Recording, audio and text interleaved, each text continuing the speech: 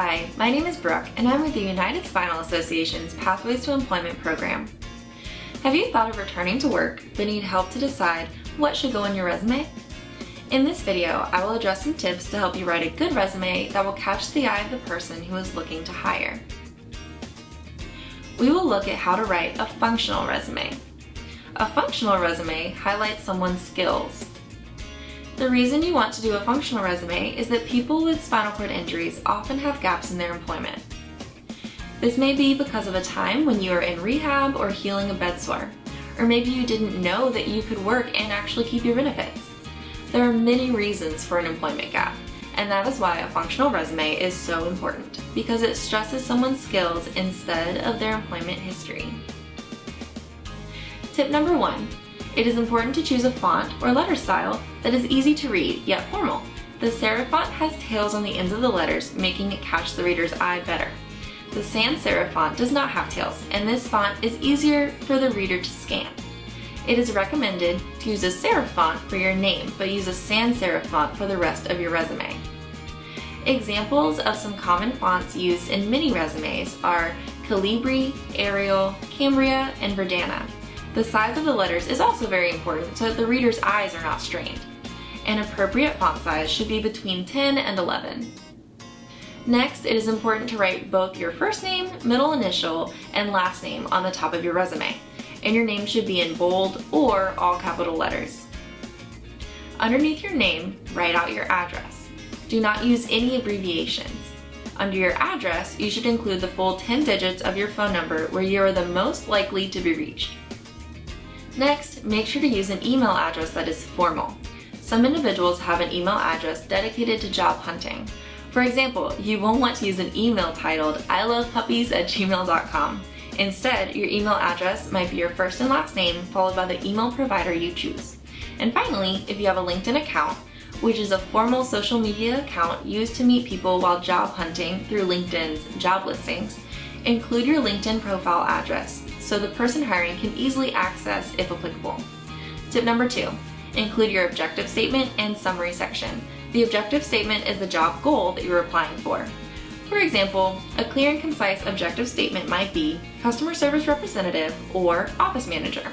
The summary statement includes 2 to 4 sentences highlighting your skill set that supports the job position tasks. Tip number 3, it is important to address your accomplishments in your resume. Everyone has accomplishments. Part of the process of writing a resume is honing in on your accomplishments. Living with a spinal cord injury forces you to develop certain skills and makes you see the world in a different way. For example, organizing your medications, figuring out how to get into a building when you can't find a ramp, or other problem-solving skills that make you think a step ahead all the time.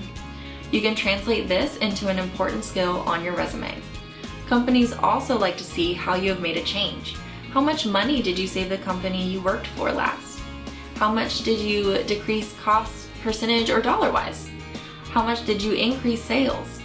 This makes the employer think to themselves, wow, this person is not just experienced, they are accomplished. An example of a positive change within a company might be how you developed a new way to process and organize important files, making everyone's job more efficient by using your system.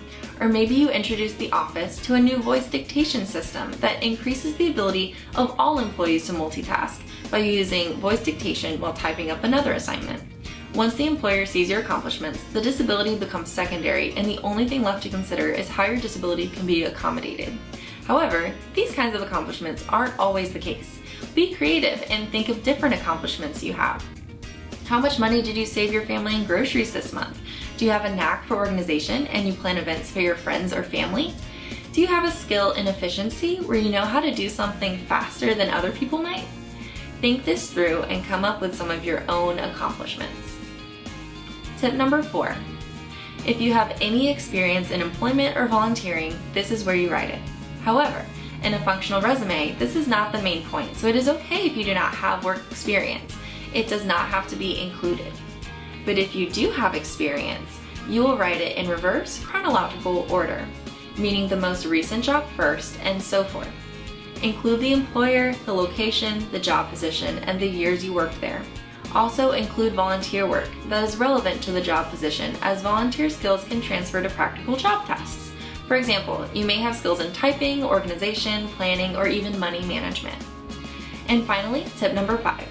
Underneath employment, you will write your education information. This might involve a high school diploma, college degree, or certifications and trainings. If you attended college but did not finish, you might say, attended the University of Virginia with the years that you attended. This will show that you are motivated and driven even though you did not graduate at that time. If you are currently in classes, you may write that in your resume.